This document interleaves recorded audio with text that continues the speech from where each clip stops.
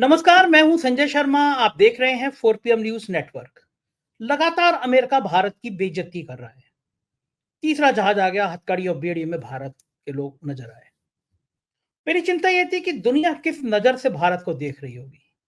America में, Canada में बड़ी संख्या में जो भारतीय बसे हुए हैं, वहां के नागरिक हो गए, उनके मन में भारत को देखकर कैसा लगता होगा। एक कनाडा के नागरिक अरुण जी मेरे संग लगातार टच में थे। ट्विटर पे मैं उनको बहुत एक्टिव देखता था, बहुत दिनों से दिखता था।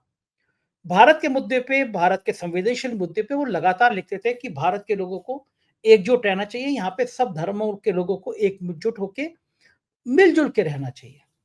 और मुझे लगता था कि कितना एक्टिव आदमी है ये कि कनाडा में रह रहे हैं और भारत की इतनी चिंता कर रहे हैं, भारत के मुद्दों पे इतनी बात कर रहे हैं। फिर मेरी उनसे बात हुई तो पता चला कि वो उनकी 4 पीढ़ियाँ फौज में और उनके दादाजी को महावीर चक्र, जो सेना का एक बहुत बड़ा सम्मान होता है, वो भी मिला हुआ है। कनाडा के नागरिक हैं वो। मैंने उनसे रिक्वेस्ट की कि मैं आपसे कुछ बातचीत करना चाहता हूँ। मुझे वो इंसान इसलिए भी अच्छे लगे कि जब खालिस्तान का आंदोलन चल रहा था, देश भड़का हुआ था, अलगाववाद की बात हो रही थी, वो सिख होके भी खालिस्तान का विरोध करते थे। कनाडा में रह के वो इस बात का विरोध करते हैं कि भारत के किसी भी रूप में खालिस्तान स्वीकार नहीं है। ऐसे ही लोग देश बचाते हैं या ऐसे ही लोग विदेश में रह के भी देश का मान बढ़ाते हैं। उनका कहना है कि, और मेरा भी मानना है ये, कि किसी भी रूप में धर्म के नाम पर राष्ट्र की बात नहीं करनी चाहिए, चाहे खालिस्तान हो, चाहे हिंदू राष्ट्र हो। ये देश सबका है। ये देश इतना हिंदुओं का है, उतना मुसलमानों का, उतना सिखों का, उतना ईसाइयों का, उतना जैनों का, उतना बौद्धों का है। हर कम्युनिटी का देश है ये, तभी मिलजुल के हमारा भारत महान बना है। एक ऐसे शानदार से इतनी शानदार बातचीत की है, मतलब मैं दावा कर सकता हूँ शायद पिछले काफी लंबे समय से जो बात मेरे दिल को छू गई, ऐसी बातें उन्होंने मुझसे की हैं। मैं इतना कभी आपसे नहीं कहता हूँ, लेकिन इस इंटरव्यू के लिए कहूंगा कि आप पूरा एक-एक शब्द सुने। ये है असली हिंदुस्तान। और काश कि ये बातें हर भारत में रहने वाले के मन में आ जाए कि ये है असली हिंदुस्तान। हिंदुस्तान इसी की तरह धड़कता था लोगों के दिल में, जो आज नफ़रत की बलि पे चढ़ाने पे कुछ लोग उतारू हो गए हैं। क्या मुद्दे हैं अमेरिका के, कनाडा के, भारत का इतना अपमान क्यों हो रहा है और क्यों हमारे प्रधानमंत्री विश्व गुरु जी सह रहे हैं? तमाम मुद्दों पे बड़ी एक्सक्लूसिव बातचीत में सीधा आपको ले चलता हूँ इस रिक्वेस्ट के साथ कि पहले चैनल को सब्सक्राइब करना और जॉइन करना ना भूलें। चलिए सुनते हैं पूरा इंटरव्यू। 4 पीएम न्यूज़ नेटवर्क में बहुत-बहुत स्वागत है अरुणजीत भाई आपका। और मेरा ट्विटर से ही आपसे नाता था। मैं ट्विटर पे देखता रहता था कि कौन इंसान है जो कनाडा में रह के भारत की इतनी चिंता करता है।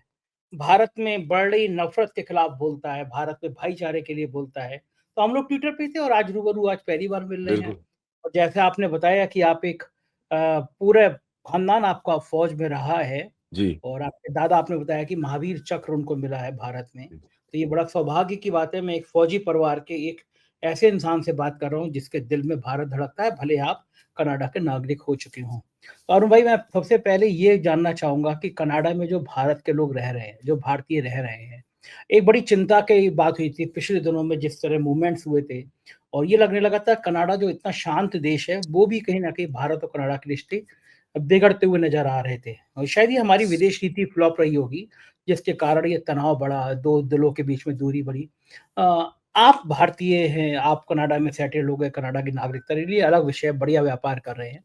उस दौर में जब ये नफ़रत की दीवार बढ़ गई थी, तो वहाँ जो भारतीय रह रहे हैं, उनके मन में क्या ख़्याल आता था? उनके मन में नाराज़गी आती थी? क्या ख़्याल आता था कि भारत और कनाडा के बीच में इतनी दूरियाँ क्यों बढ़ रही हैं? सबसे पहले तो थैंक यू जी, आपका बहुत-बहुत धन्यवाद। नमस्ते आपको और आपके श्रोताओं को जी, सबको। देखिए, पता क्या है, जैसे अपनी पहले भी बात हुई थी कि जो भी स्पेशली भारतीय आदमी होके, नागरिक होके कहीं अमेरिका में, ऑस्ट्रेलिया में, कनाडा में सेटल होता है, तो पहले लोगों के दिमाग में एक बायस आ जाता है कि आदमी कंट्री छोड़ के चला गया, तो पता नहीं ये गद्दार हो गया, क्या हो गया, ऐसा कुछ नहीं होता। It is your destiny, it is your like आपकी किस्मत है।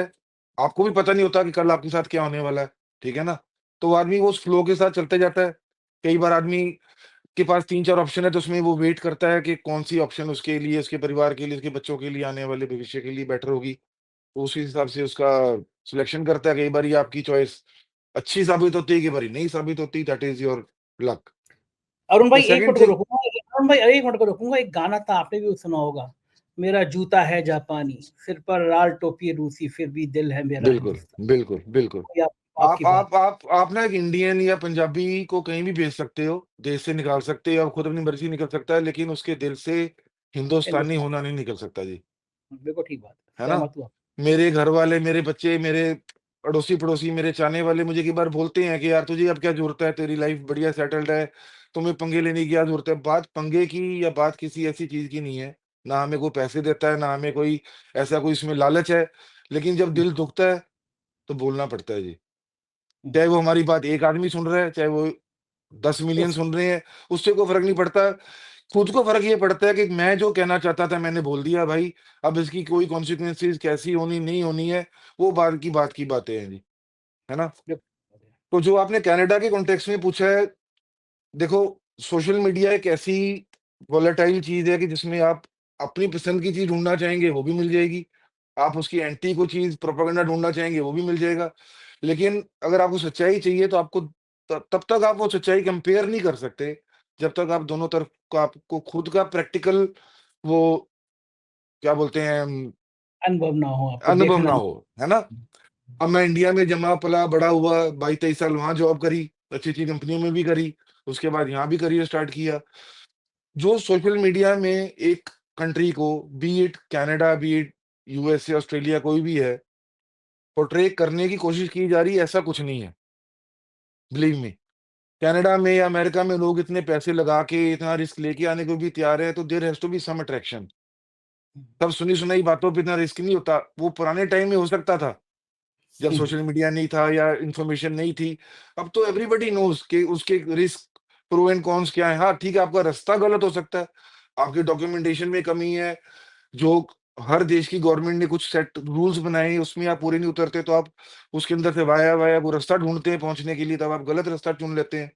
लेकिन कहीं न कहीं वो अट्रैक्शन है, जब आप वेटेज करते हैं कि मैं अपने माँ-बाप को, भाई-बहन को, अपने घर को, जहाँ मैं पैदा हुआ हूँ, अपने गाँव को, खेड़े को छोड़ के जाने को भी तैयार हूँ, लोन लेके, ज़मीन बेच के।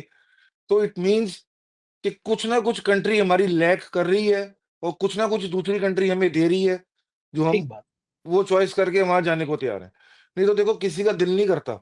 अगर मैं अपने होम टाउन में एक प्राइवेट जॉब भी कर रहा हूँ ना और मेरा मालिक मुझे बोल देता है कि भ भाई साहब आप ये अपना होम टाउन छोड़ के 100 किलोमीटर जाके अलग किसी डिस्ट्रिक्ट में या स्टेट में काम कर लीजिए, तो भी हमें चुभता है। यहाँ तो हुँ, फिर हज़ारों किलोमीटर दूर आके लोग बैठे हुए हैं, हुँ, है ना? जहाँ जहाँ से इंडिया में आना भी इतना आसान नहीं है। You have to buy so much costly tickets, time भी चाहिए, काम भी छोड़ना है, आना-जाना, पता नहीं कब दोबारा जाना होगा, नहीं होगा। लेकिन भाई साहब बात क्या है कि कनाडा में, अमेरिका में जब आप रहते हो, तो आपको कुछ कंट्री के वहाँ के लोकल रूल्स, लॉज़ भी फॉलो करने पड़ते हैं। हुँ, मैं अपने घर में रहता हूँ, अपने बाप का लाडला हूँ, मेरी ज़िद, मेरी बदतमीज़ी, मेरी हर चीज़ चल जाती है। लेकिन जब मैं कहीं नौकरी करने, पढ़ाई करने अपने ताई-चाचे के पास, मौसा के पास, मामे के पास जाता हूँ, तो शायद उतना नखरा ना चलता हो। है ना जी? ये भी एक सच्चाई है। जब हुँ, यहाँ बच्चे आते हैं, तो बच्चे क्या करते हैं, 90% मैं ज़्यादा नहीं बोलूँगा, मैं बहुत कंज़र्वेटिव एक आपको परसेंटेज दे रहा हूँ, 90% लोग जो स्टूडेंट वीज़ा पे भी आते हैं, उनका कोई पढ़ाई की मंशा नहीं है। They want to settle down, hmm, they want to work, they want to earn money. क्योंकि पढ़ाई अगर करनी हो तो 10वीं 12वीं के बाद भी बच्चे जो यहाँ आ रहे हैं, तो हम ये नहीं कह सकते कि इंडिया में पढ़ाई आगे नहीं बची हुई। हुँ, हो सकता है उन्होंने इंडिया में 10वीं पास करने में 2-3 साल लगा दिए हों, लेकिन they hmm, are opting for higher studies in foreign countries. The reason is कि they want some route to enter, this is hmm, one of the way to enter. Hmm, उसमें वो पैसा खर्च रहे हैं, यहाँ की कंट्रीज कमा भी रही हैं, कमाने के साथ साथ आप कमाई भी करते हो, टैक्स भी पे करते हो, ये कंट्री बिल्डअप हो रही है। अब जो लोकल लोग हैं उनको थोड़ा पिंच होने लग गया कि भाई अगर बाहर से वर्कफोर्स आ जाएगी तो हम क्या हमारे जो करें? लोकल बच्चे हैं वो क्या करेंगे। हुँ, ठीक है ना? कुछ तो लीगल आए, कुछ इल्लीगल आए, कुछ कैसे भी आए, तो यहाँ जनता ज़्यादा हो गई, लोकल लोगों लोगों के लिए अपॉर्च्युनिटीज़ कुछ कम हो गई, कुछ आजकल रिलिजन जो है, आई वोंट डिनाई, मैं जब इंडिया में था 84 के टाइम में, आप मानोगे नहीं, खालिस्तान जब मूवमेंट आई थी, तो मेरे खुद के रिश्तेदार, तब तो सोशल मीडिया नहीं था, तब तो बातों में ब्लॉक करते थे लोग भी, जा आज के बाद तेरे से बात नहीं करता, तेरे साथ मेरा कोई रिश्ता नहीं। ऐसे मेरे खून के रिश्तों ने भी मुझे मना किया हुआ है कि आज के बाद हमारी बातचीत बंद। बिकॉज़ तब मैं एक सिख होके भी खालिस्तान के खिलाफ बोलता था। बहुत अगर अच्छी आप बात, इंडियन हो, हिंदुस्तानी हो, तो आप किसी स्थान के बारे में नहीं बोल सकते, बहुत अच्छी सिवाय बात। हिंदुस्तान के, है ना? तो मेरे हुँ, माँ-बाप ने मुझे बोलना, मेरे मेरे father used to be proud of me, क्योंकि फौजी फौजी समझता है। बहुत जी, फौजी सही जब बात, देश के लिए लड़ता है, तो वो किसी धर्म के लिए नहीं लड़ता। वो बहुत अच्छी हिंदू बात के है। लिए या सिख के लिए या किसी मुसलमान के लिए नहीं लड़ रहा होता, वो एक कंट्री के लिए लड़ रहा होता इसलिए लड़ रहा होता है। है ना? अगर वो एक धर्म विशेष को देख के लड़ना शुरू करेगा, तो वो लड़ ही नहीं सकता, वो जीत ही नहीं सकता, वो फौजी कहला ही नहीं सकता, ठीक बात है, है ना? बिल्कुल तो ठीक बात है। वो मुझे कहते, "बेटा, नहीं तुझे कोई रिश्तेदार बुलाता, कोई दिक्कत नहीं है, लेकिन जो तूने रास्ता पकड़ा है, I am proud of you." बहुत बड़ी बात है, उस दौर में देश के साथ खड़े होना, है ना? एक सिख हो एक सकता सिख है हो हो सकता है कि उस टाइम के फादर की हल्लाशेरी ऐसी दी हुई है कि आज भी हमें ये बातें समझ नहीं आ रही कि क्या रिस्क है नो बोलने में, हुँ, बिल्कुल ठीक बात है है। ना? आपकी तो आपकी आपकी 2 पीढ़ी फ़ौज में थी। मेरी जी मैं मेरे तक अब 4th पीढ़ी होगी जी। अच्छा, चौथी पीढ़ी, 4 3 पीढ़ी हाँ, आपके ऊपर पहले वाले मेरे फ़ौज में मेरे मेरे दादाजी वाज़ द लाइक आईएमए थे, फर्स्ट जनरेशन आईएमए, जब फर्स्ट टाइम आईएमए से अफ़सर बाहर निकले हैं। अच्छा, उसमें जर्नल ऑफ बांग्लादेश भी था, जर्नल ऑफ पाकिस्तान जो बना अयूब खान वो भी था, मेरे दादाजी भी थे, और इन सम कॉन्टेक्स्ट जो अपने इंडिया के चीफ ऑफ आर्मी स्टाफ रहे हैं मानेक शॉ, वो as per their job profile मेरे दादा के 1 साल जूनियर थे। अच्छा। यस। दादा को महावीर चक्र क्यों मिला था, क्या बात थी? वो उन्होंने पाकिस्तान इंडो पाकिस्तान वॉर में, जम्मू एंड कश्मीर कलोल वॉर में हिस्सा लिया था जी। उसकी आपको हिस्ट्री क्या, मैं लिंक भेज दूँगा, मेरे ट्विटर पे भी है, फ़ोटोग्राफ्स भी है, सारा कुछ है। देन यू विल चलिए, come to know the history क्या है, क्या नहीं है। बहुत बढ़िया। है ना? वो डोगरा अजीत भाई रेजिमेंट के, ही वाज़ आपने कमांडिंग आपने ऑफिसर ऑफ डोगरा रेजिमेंट। अच्छा वेरी गुड। अनुजीत हाँ भाई जी। इतनी शानदार आपकी बैकग्राउंड, इतना सम्मान देश के प्रति आपका, आपकी पूरी आने पहले वाली पीढ़ियों का इतना सम्मान, देश आपका धड़कता है। आपने उस खालिस्तान के आंदोलन के समय खालिस्तान का विरोध किया तो सलाम है आपको। लेकिन अब आपके ट्वीट में देखता हूँ तो आप मोदी जी से कुछ नाराज़ रहते हैं। ऐसा क्यों? मोदी जी से नाराज़ क्यों रहते हैं आप? मोदी जी से या किसी से नाराज़ रहने वाली बात नहीं है। हुँ, बात नाराज़गी होती है नीतियों के। जब हुँ, कांग्रेस थी, तो हुँ, कांग्रेस के खिलाफ भी बहुत नाराज़ थे लोग। जब 84 हुँ, हुआ, आज तक वो नहीं भूले, लोग बहुत नाराज़ हैं। हो सकता हुँ। है कांग्रेस के, इंदिरा गांधी के, जो गांधी परिवार के लोग खिलाफ, इतना तो मोदी के खिलाफ भी नहीं होंगे कोई। हाँ, ठीक बात है। एक है दौर ना? में थे हर खिलाफ। पॉलिटिकल पार्टी, एक मैंने वीडियो और भी डाला था, थोड़े दिन पहले, जब हमारे सिद्धू मूसेवाला सिंगर की हुँ, हत्या हत्या हुई। करी गई या हत्या हुई, जो भी उसमें पॉलिटिकल विंग था, लिंक था, नहीं था, आई डोंट केयर, बंदा जाने वाला चला गया, नुकसान हो गया। मैं उसको as a artist, as a singer लेता हूँ। हुँ, आप हो सकता है किसी आर्टिस्ट सिंगर को पसंद करते हो, उसकी पर्सनल लाइफ में उससे गंदा इंसान ही कोई ना हो, पर हमें ठीक क्या बात। लेना-देना? हमें उसकी आवाज़, हमें उसकी कोई आपकी कला से एक्टिंग, मतलब। हमें उसका आर्ट पसंद है ना जी? अब उसके कहाँ लिंक है, वो कोई सोरोस का बंदा है कि कोई यूएसएड का बंदा है, आम आदमी को क्या पता उसके बारे में जी, है ना? तो यहाँ पर जब मैं कनाडा में था, तो कैंडल मार्च निकाली बच्चों ने, तब मैं नया-नया आया था यहाँ पे। तो कैंडल मार्च निकाली बच्चों ने, तो मैं I was like divided in 2 worlds, क्योंकि मुझे पीछे इंडिया भी छोड़ा हुआ था, 1-2 साल हुए थे। यहाँ की भी मुझे थोड़ी बहुत सेटलमेंट करनी थी, तो everything I started from scratch. तो मैंने देखा, मैं कहा बड़ी भीड़ लगी है, मेरे मदर थे, मेरे वाइफ थे, मेरे बच्चे साथ में थे, तो मैं भी चला गया देखने के लिए। तो वहाँ पर सीएनबीसी और लोकल रेड एफएम वगैरह कनाडा के काफ़ी चैनल वाले आए हुए थे। तो वो उन उसको श्रद्धांजलि देते-देते लोगों ने ना खालिस्तान जिंदाबाद के नारे लगाने शुरू कर दिए। तो मुझे उस चीज़ का बहुत गुस्सा कह लो, मलाल कह लो, किसी वर्ड में कह लो। तो मैंने उसका माइक पकड़ के बोलना चालू किया, तो मेरे मदर, मेरे वाइफ, मेरे बच्चे भी डर गए। वो कहते, "यार, इनके बीच में खड़ा होके आदमी अब इनके अगेंस्ट बोलने लग गया। ये पता नहीं कब, कहाँ क्या बोलने लग जाएगा, इसका कोई पता नहीं।" तो वो तब आपकी गवर्नमेंट पंजाब में नई-नई जीत के आई थी। तो उन्होंने जब मोदी के खिलाफ नारे लगाए, तब फार्म प्रोटेस्ट भी काफ़ी उस पे था। सबके नारे लगाते-लगाते जब आपकी बारी आई, तो थोड़ा-सा वो चुप हो गए। तब मैंने उनको बोला, मैं कहा, "अभी अब भगवंत मान की, केजरीवाल की आपकी बारी आई, तो आप अब इसको मुर्दाबाद कहने में क्यों हिचकिचा रहे हैं?" मैं कहा, "अगर अंधभक्त होना मोदी का बुरा है, तो अंधभक्त होना कांग्रेस का, आपका भी बुरा है।"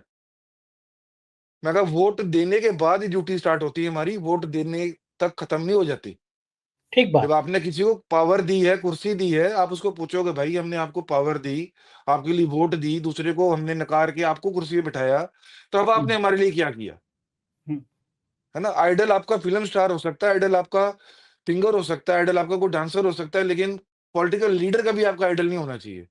हुँ, political leaders are there to serve you, they are there to make some like policies for the country, जो आपकी बेटरमेंट, आपकी आने वाली जनरेशन के लिए बेटरमेंट कर सके। जो आप नहीं कर पाते तो आप अपना हम्म, नुमाइंदा चुनते हैं। हम्म, नुमाइंदा चुन के उसकी आरती उतारनी शुरू कर दोगे तो फिर आपका तो राम भी कुछ भला नहीं कर सकता। हम्म। क्यों जी? तो तो उसके वक़्त ये जब मैंने उनको बोला कि हम्म, आप खालिस्तान मुर्दाबाद बोलते हो, तो अगर कोई हिंदू राष्ट्र जिंदाबाद बोलता है और आप खालिस्तान जिंदाबाद बोलते हो, तो फिर आप में और उनमें क्या फ़र्क है? ठीक इफ बात यू है ये। Hate Khalistan, you can't say I love Hindu राष्ट्र। इफ यू हेट हिंदू राष्ट्र, you can't say I love Khalistan. ठीक बात है, फर्स्ट ऑफ धर्म के ऑल यू आधार have to love your country, that's it. सब पर। अपना-अपना माँगने लगे तो इंडिया के तो पता नहीं कितने टुकड़े हो जाएँगे। ठीक बात है, बिल्कुल सही बात है। सहमत हूँ, 100% सही बात आपकी बात है। मुझे बड़ा अच्छा लग रहा है आपसे बात करके, आपके ख़यालात जान के। ये मुल्क की बात है, मुल्क में किसी एक धर्म का राष्ट्र नहीं हो सकता। भारत नहीं तो जी, वो गुलदस्ता है जहाँ पे हिंदू, मुसलमान, सिख, ईसाई आपस में फूलों की तरह, गुलदस्ते की तरह रहते बिल्कुल, हैं। बिल्कुल, तभी तभी तो गुलदस्ता बनता आपको है। आपको क्या लगता है कि विदेश में जो रह रहे हैं, कनाडा में बहुत बड़ा ऐसा नहीं है कि सब मोदी जी के खिलाफ हो, वही चले गए हों। मैं तो करोड़पतियों की लिस्ट देखता हूँ, भारत छोड़ के जो जाने वाले लोग हैं, जो लीगल तरीके से गए हैं। मैं उनमें देखकर हैरान हूँ कि उसमें से बड़ी संख्या, अधिकांश संख्या उनकी है जो अरबपति लोग हैं, करोड़पति लोग हैं। यानी देश छोड़ के करोड़पति और अरबपति जा रहे हैं। ये सरकार उद्योगपति की कही जाती है, लेकिन करोड़पति और अरबपति भी देश छोड़ के जा रहे हैं। तो अब तो आप कनाडा के नागरिक हैं, वहां दूर से देखकर आप हिंदुस्तान को देखते हैं। अमेरिका ने जिस तरह हथकड़ी और बेड़ी डालकर हमारे 3 जहाज भेज दिए, हमारे देश की धरती पे वो जहाज उतर गए। तो दिल दहल गया मेरा कि जब मैंने देखा कि उसमें हथकड़ी बेड़ी लगी है। बिल्कुल, अरुण भाई, ये देश वो देश है कि जहाँ पे पन्ना धाय ने अपने सेवक होने का परिचय दिया था, अपने बेटे की कुर्बानी दे दी थी। बिल्कुल, ये देश वो देश है जहाँ गुरु गोविंद सिंह ने अपने पाँचों बच्चों को दीवार में चढ़वा दिया था धर्म की बिल्कुल। रक्षा की। ये चारों वो बच्चों देश को। है हुँ, जहाँ पे घास की रोटी खाकर लोग लड़े थे। उस बिल्कुल, देश की सरकार आज अमेरिका से ये कह नहीं पा रही है कि तुम्हारी इतनी हिम्मत कैसे हो रही है, हम तुम्हारा जहाज नहीं उतरने देंगे। हम जहाज भेज दे रहे हैं, सब लोग वापस हमारे कर दो, लेकिन बिल्कुल, बिल्कुल। हथकड़ी और बेड़ी मत लगाओ। ये भारत के स्वाभिमान की बात है। तो मैं ये सवाल ये है कि आप जब कनाडा में रहते हैं, कनाडा के मूल के लोग जो भारतीय हैं, आपका चूँकि आपसे बहुत लोकप्रिय भी हैं वहाँ पे, तो जब आपके लोग बात करते हैं, भारत के रहने वाले लोग बात करते हैं, इन दृश्यों को देख के भारत को क्या विश्व गुरु होने का दर्जा देखते हैं आप लोग, या फिर लगता है कि अब भारत इतना कमज़ोर हो गया कि कोई मुल्क हमसे ऐसी बातें करने लगा है, हथकड़ी बेड़ी लगाने लगा है? मैं आपको पहले तो एक चीज़ क्लियर कर दूँ शर्मा जी, यूएस में ट्रम्प जो आया है ना, इसका पॉम्प एंड शो है। जैसे आप हाइलाइट करते हैं आजकल मोदी जी का भी जैसे चलता है, तो ये सिर्फ़ एक सियासत है वोट के लिए। वो अपने भक्तों को खुश करने के चक्कर में कि मैंने जहाज में 200 भेज दिए, 150 भेज दिए, उससे कहीं ज़्यादा कनाडा और ऑस्ट्रेलिया वाले वापस भेज रहे हैं। लेकिन मीडिया में उसकी इतनी न्यूज़ नहीं चल रही। पहली बात, इट इज़ अ फैक्ट कि हम इल्लीगल इमिग्रेंट्स के साथ कभी भी हमारी कोई सहानुभूति नहीं है। पहले ठीक तो बात। हमें ये सोचना पड़ेगा। चाहे वो हमारी कंट्री में इंडिया में आते हैं, चाहे वो किसी विदेश में जाते हैं, इल्लीगल मीन्स इल्लीगल। लेकिन इल्लीगल भी 2 प्रकार के हैं। एक इल्लीगल है कि एक स्टूडेंट है, उसका सपना है बाहर जाने का, या एक आदमी है, वो सोचता है मैं बाहर जाके कुछ मेहनत करके ज़्यादा पैसे कमा लूँगा, अपने परिवार को कुछ ज़्यादा अच्छा सपोर्ट कर लूँगा, वो कुछ पेपर फ़ॉर्ज करके या कुछ गलत इन्फॉर्मेशन देके बाहर जाता है। तो they don't deserve that shackles and handcuffs. अगर वो हुँ, आतंकवादी है, एंटी नेशनल एलिमेंट है, उसको कह के हम वापस बुलाते हैं, तो उसको मारते हुए, पीटते हुए लाओ, कोई दिक्कत नहीं है ना, वो तो एंटी नेशनल आदमी है। अब हुँ, 2-3 कंट्रीज़ ने ट्रम्प को साफ मना कर दिया था कि भई हमें इस हिसाब से आप आर्मी अपने एयर फोर्स के जहाज में बंदे अपने बंधक बना के नहीं भेज सकते, हम अपना कॉस्ट इनकर करके बंदे वापस ले जाएँगे, इल्लीगल है तो इल्लीगल है, कार्रवाई करिए आप उन पे। Hmm, nobody is stopping you from that. ठीक हुँ, है? लेकिन जिस हिसाब से ये बंदे हमारे वापस आए हैं, ये वाक़ई बेहद शर्मनाक चीज़ है। उनको वापस लेना चाहिए था। अगर उनके ऊपर कोई ट्रायल इंडिया में भी चलानी है, इल्लीगल एक्टिविटी करके देश बदनाम करने की, वो भी चलाइए। लेकिन जो ये डिस्प्ले हुआ है, वो डिस्प्ले एक नागरिक की बेइज़्ज़ती नहीं हुई है। वो एक देश ने दूसरे देश को छोटा दिखाने के लिए ये चाल चली है। पहले तो हमें ये समझना होगा कि हुँ, हम रोज़ 24/7 हाइलाइट करते थे कि हम विश्व गुरु हैं, हम विश्व गुरु हैं। हम अपने लीडर का कटआउट बड़ा लगाते थे, दूसरों का छोटा लगाते थे। तो this is like replying, paying back कि भाई कटआउट बड़ा ज़रूर है, लेकिन हम सुपर पावर, आज भी हम ही सुपर पावर हैं। हुँ। तो वो जब हम सोशल मीडिया में मिलियन और फॉलोअर्स वाले लोग जब हम गलत चीज़ कर देते हैं ना, तो उसका खमियाज़ा पूरी कंट्री को भुगतना पड़ता है। बिल्कुल ठीक बात है। हो सकता है गवर्नमेंट ने उतना हाईलाइट ना किया हो, जितना उनके चेलो चपाटों ने दूसरे देशों को नीचा दिखाने के लिए, उनकी बेइज़्ज़ती करने के लिए पता नहीं क्या-क्या सोशल मीडिया में डाला होगा। तो hmm, this is the balancing act. ऐसा आईटी सेल ऐसे वक़्त हर कंट्री, हर लीडर के पास है। हमें ये नहीं भूलना चाहिए। हुँ, तो उसके लिए क्या होता है, उसके लिए आपके और मेरे जैसे जो आम नागरिक है, वो सफ़र करते हैं दोनों तरफ से। हुँ, अगर आज एक पगड़ी वाला, एक कड़े वाला कुछ गलत काम कनाडा में करता है, तो नोबडी नोज़ कि अरुणजीत सिंह कौन है। वो ये कहेगा यार ये सरदार आदमी ने ऐसा किया था, तो वो सही मुझे बात। भी कल को बोलेगा go back to your country, मुझे बुरा लगेगा कि ये रेसिस्ट हो रहा है। लेकिन हमें ये देखना पड़ेगा कि उसकी मानसिकता ऐसी क्यों बनी कि उसको एक सिख देके गो बैक टू कंट्री क्यों कहना पड़ा। ठीक बात है, बिल्कुल पहले तो ठीक बात। हमें यहाँ पर ऐसा डिस्प्ले करना पड़ेगा कि सिख लोग लंगर लगाने में, किसी आपदा में हेल्प करने में या सबसे किसी आगे, के साथ देने में 24 घंटे तत्पर तैयार रहते हैं, तो लोग आपको इज़्ज़त से देखें। ठीक बात है। कनाडा की अगर आप हिस्ट्री देखोगे, कनाडा को एक बिल्कुल बैकवर्ड सुंदर कंट्री हो सकता है, अमीर कंट्री हो सकता है, जो भी हो सकता है। लेकिन कनाडा को कनाडा बनाने में जो पंजाबियों का योगदान रहा है और आज भी हुँ, है, वो हुँ, शायद किसी भी कम्युनिटी का नहीं है। ये हुँ, कैनेडियंस भी मानते हैं। हुँ। कनाडा में after English and French 3rd official language Punjabi है। शायद ये कई लोगों को पता ना हो। अच्छा, हाँ, हाँ, ये बात तो सही कह रहे हैं आप। हाँ, हुँ, आप आईसीबीसी में किसी गवर्नमेंट ऑफिस में जाइए, तो आपको इंग्लिश, फ्रेंच और पंजाबी में लिटरेचर मिलता है, गवर्नमेंट अच्छा, ऑफिस में। और ओके। कई एमएलए, एमपी पंजाबी हैं, हाँ, ये तो मुझे पता है कि है कहीं ना? पहले लेकिन एक हाँ, स्टूडेंट होके और एक बाहर से इमिग्रेंट आके अगर मैं यहाँ पर आके अपनी एक अच्छाई का प्रदर्शन नहीं करूँगा, हुँ, है ना? एक जनेऊ डाल के गलत काम करूँगा या एक बुर्का डाल के गलत काम करूँगा या पगड़ी बाँध के गलत काम करूँगा, तो वो एक इंडिविजुअल को नहीं जानते, वो एक कम्युनिटी बदनाम होती है। पूरी कम्युनिटी को जानते हैं। अच्छा है ना? अभी क्या लगता है आपको, आप इतने जागरूक हैं, इतने बढ़िया परिवार से आते हैं, इतना सामाजिक और राजनीतिक ज्ञान रखते हैं। अमेरिका ने आपके हिसाब से चूँकि बहुत सक्रिय हैं आप कनाडा में, क्यों क्यों ऐसा किया होगा भारत को? ट्रम्प साहब ने मोदी को एक तो ना बुला के शपथ ग्रहण में ना बुला के भारत का अपमान किया और अभी 2 दिन 4 दिन पहले लौटे हैं मोदी। लौटते एक और जहाज भेज दिया, फिर बेड़ी और हथकड़ी लगा के भेज दिया। अमेरिका ये क्या साबित करना चाहता है और क्यों कर रहा है? मोदी जी तो ट्रम्प अब की बार ट्रम्प सरकार का नारा लगा के आए थे, कोई प्रधानमंत्री आज तक लगा के नहीं आया। एक सीमा पार जाके, एक हद पार करके मोदी जी ने उसका सपोर्ट किया। भारत को इतना अपमानित क्यों कर रहा है? मस्क के बच्चों को खिलाया जाके वहाँ पे। और क्या करेगा प्राइम मिनिस्टर? मस्क के बच्चों का ना फ़ोटो डाल रहा है और मस्क अगले दिन 24 घंटे बाद ऐलान कर रहा है कि हमने भारत की करोड़ों रुपए की सहायता रोक दी है। ये बेइज्जती में बेइज्जती क्यों हो रही है? कारण क्या है? देखो, डिप्लोमेसी चीज़ एक ऐसी है कि हर देश पहले तो कोई भी प्राइम मिनिस्टर हो, प्रेज़िडेंट हो, उसको अपनी कंट्री पहले प्यारी है। हुँ, रिलेशनशिप बाद की बातें हैं, बिकॉज़ वो आंसरेबल अपनी कंट्री वालों को हैं। जैसे मोदी जी अपनी कंट्री वालों को हैं, वो अपनी कंट्री वालों को हैं। आप ऑप्टिक्स कर सकते हैं, आप जाके उसके लिए वोट माँग सकते हैं, वो आपके लिए आपके आके गलबैयाँ कर सकते हैं, जप्फी डाल सकते हैं, जादू की जप्फी दे सकते हैं, कुछ भी कर सकते हैं। लेकिन जब कंट्री की बात आएगी, अ, उसकी किसी लॉस प्रॉफिट की बात आएगी, तो पहले वो कंट्री वालों को देखेंगे। आप इस बार मोदी सरकार या इस बार ट्रम्प सरकार का नारा दे सकते हैं, लेकिन आप जब रशिया की तरफ इंक्लाइंड दिखाएँगे अपने आप को, तो वो चीज़ें भी तो कई कंट्री वॉच कर रहे होंगे ना जी। हुँ, हुँ, नीति में आप प्रैक्टिकली क्या इम्प्लीमेंट करते हैं वो देखा जाता है। आप ट्विटर पे क्या डालते हैं वो नहीं देखा जाता।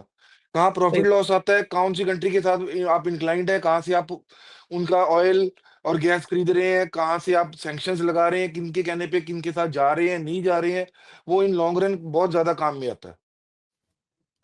जब ऐसी चीज़ें सामने आती हैं तो this is the right time जब वो कंट्री वाले आपको देखो, आप ये तो मानते हैं कि 100 150 इल्लीगल इमिग्रेंट्स तो नहीं होंगे कनाडा और अमेरिका में? हाँ, हज़ारों लाखों की गिनती में होंगे। हुँ, हुँ, लेकिन मैंने आपको जैसे बताया this is just display of power. 100, 200, 400 बंदे वापस भेज के हथकड़ी में, शैकल्स में कोई उन्होंने इमिग्रेशन सारी वाइप आउट नहीं कर दी है। हुँ, आज भी लोग वहाँ ग्रीन कार्ड ले रहे हैं, आज भी लोग वहाँ के सिटीज़न बन रहे हैं, आज भी यहाँ बन रहे हैं। अब क्या आने रुक गए हैं? अब भी लोग आ रहे हैं। अभी मुझे फ़ोन आते हैं कि अरुण मेरे बच्चे वहाँ आने वाले हैं, क्या उनको सपोर्ट कर दोगे? क्या उनको कोई कमरा ढूँढ दोगे? लोगों को लगता है अभी ये एग्ज़ाम्पल सेट हो गया तो लोग आना बंद हो जाएँगे, ऐसा कुछ नहीं है। It's just political. They want to make world believe कि आज भी सुपर पावर वही लोग देश हैं। आप कितने भी यहाँ पर अपने जुमले चलाते रहिए, जितना मर्ज़ी कुछ भी करते रहिए, एंड ऑफ द डे वो पावर लोग पावरफुल है तो है। ये पहली बात तो आपको माननी पड़ेगी। अच्छा, अब कोई चाइना। ज़रूरी हाँ जी, अरुण भाई इसी में जी, एक मेरा सवाल है। आप दूसरे मोहल्ले में रहते हैं और मैं अपने मोहल्ले में रहता हूँ। आप बहुत ताकतवर हैं, आप बहुत सारा मुझे ऑब्लाइज करते हैं, मेरे यहाँ सब्ज़ी भिजवा देते हैं, खाना भिजवा देते हैं, मेरी मदद कर देते हैं, मेरे को गाड़ी भी दे देते हैं, सब मेरे यहाँ सब व्यवस्थाएँ करा देते हैं। लेकिन फिर आप मुझे गालियाँ देते हैं। मैंने आपको उदाहरण दिया ना कि हमारे घास की रोटी खा के लोग ज़िंदा रहे हैं। जी, एक टाइम ऐसा आया था कि इंदिरा गांधी के ऊपर बड़ा प्रतिबंध लगाने की कोशिश की थी इसी अमेरिका ने।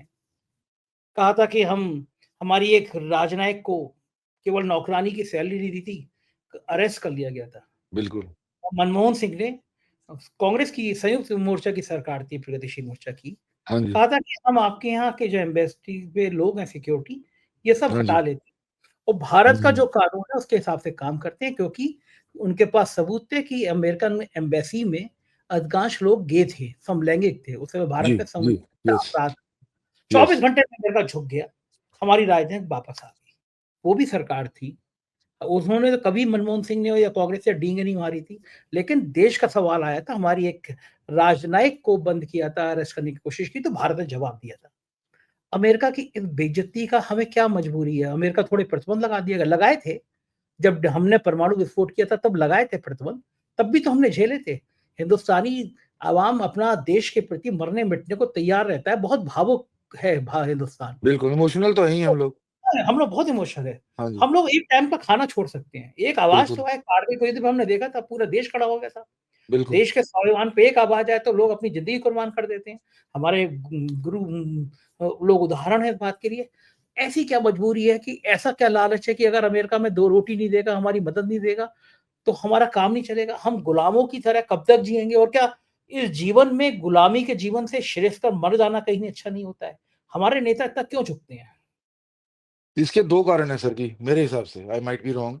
हुँ, पहला तो ये है कि मीडिया कंट्रोल में है, दे डोंट केयर। ये आपको पता है, मुझे पता है, कुछ लोगों को पता है कि क्या कौन झुक रहा है, नहीं झुक रहा। हुँ, लेकिन जो हुँ, डंका बजने वाली बात है, वो ज़्यादा वायरल हो रही है। हुँ, उनके वोट शेयर पे, उनके फॉलोअर्स पे कोई फ़र्क नहीं पड़ रहा ख़ास, इसलिए दे दे डोंट केयर। क्योंकि अगर आप रिटेलिएट करते हैं, तो आपको किस एक बार आप रिटेलिएट करेंगे तो ये कॉन्सिक्वेंसेज़ नहीं पता कि आपको किस हद तक जाना पड़ेगा। हुँ, हो सकता है उस हद तक जाने के लिए हमारी कंट्री तैयार ही नहीं है। हुँ। तो इससे अच्छा बिल्कुल, है कि आप उस चीज़ को पर्दा डाल दो, बोलो ही मत, बेइज्जती बोलो ही कराते मत, रहो। है ना? अगर कोई मरता है तो उसको मोक्ष बोलने लग जाओ। अगर वो कांग्रेस की पार्टी में मरता, तो कांग्रेस से रिज़ाइन माँगो। हमारी पार्टी में म मरता है तो उसको पॉपुलेशन का बोझ बता दो। सही बात है, एंड हम तो देखते हैं ना कुंभ है में ना? भगदड़ और जेल में public is ready to listen हाँ, the logic. They are hmm, believing the logic. सबसे सबसे बड़ी जो मतलब एक शर्म की बात है कि अगर हम जो लॉजिक आज देकर सरकार को सपोर्ट करना चाहते हैं, वो फिर प्रीवियस सरकारों में लॉजिक क्यों नहीं आए सामने? हाँ, सही बात है, अगर सही वो बात। लॉजिक्स इलॉजिकल थे उस टाइम, तो आज वो इलॉजिक चीज़ें लॉजिक कैसे होगी? ठीक बात है, मतलब आपकी बात एकदम सही है, मैं तो हैरान था एक रिपोर्ट आई है उसमें लिखा हुआ है कुंभ का जो पानी है, यस। उसमें 40 के हाँ, वो मतलब गवर्नमेंट लोग की रिपोर्ट ही है, वो कोई बाहर की सोरोस की रिपोर्ट नहीं है वो। हाँ, सोर्स की रिपोर्ट नहीं, गवर्नमेंट की एक हाँ जी। ऑर्गनाइजेशन की रिपोर्ट है और इतने सैकड़ों करोड़ रुपए खर्च करके कुंभ हो रहा है। नहीं, कोई वो जवाबदेही पता नहीं क्या? कि अगर अपन किसी की आस्था पे देखो अंधविश्वास हर धर्म में है। मैं फिर बता रहा हूँ आपको। हुँ, अंधविश्वास को मिटाते-मिटाते हमारे 10 गुरु चले। गुरु नानक देव जी का जन्म ही अंधविश्वास को मिटाने के लिए हुआ था।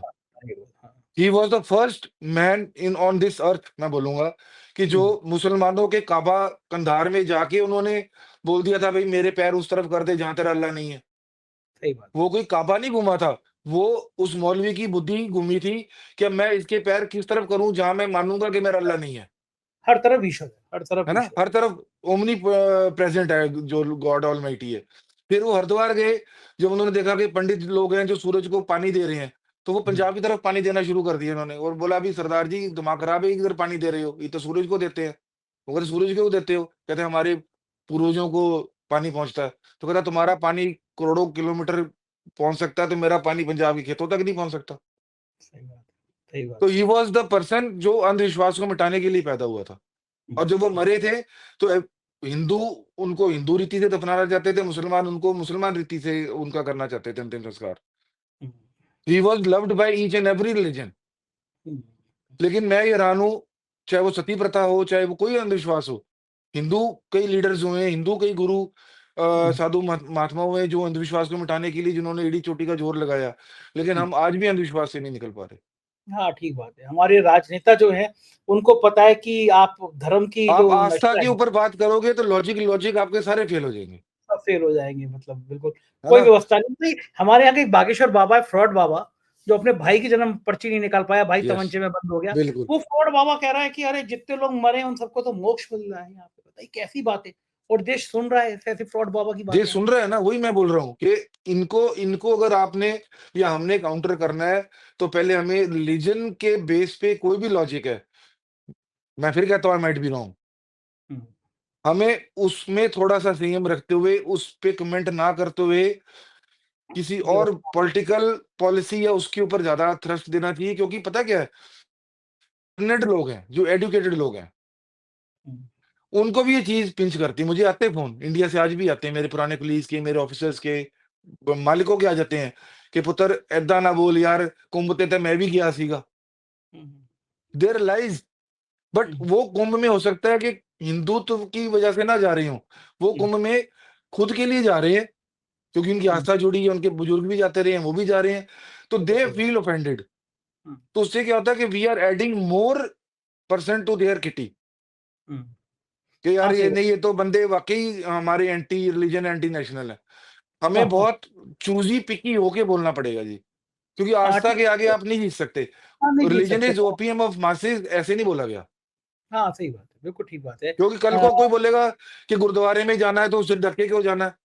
नंगे हुँ, सिर क्यों नहीं जाना? हुँ, लंगर हुँ, बैठ के क्यों खाना है? खड़े होके क्यों नहीं खाना?